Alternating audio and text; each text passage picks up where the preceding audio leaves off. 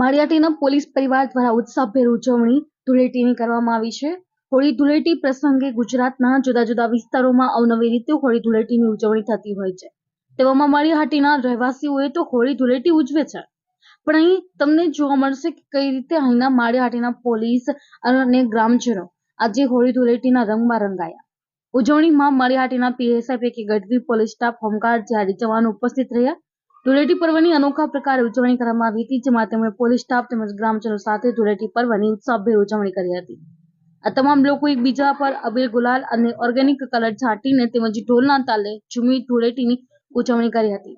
Maliya Hatina police દ્વારા ધૂળેટી પર્વની ઉજવણી કરવામાં આવી।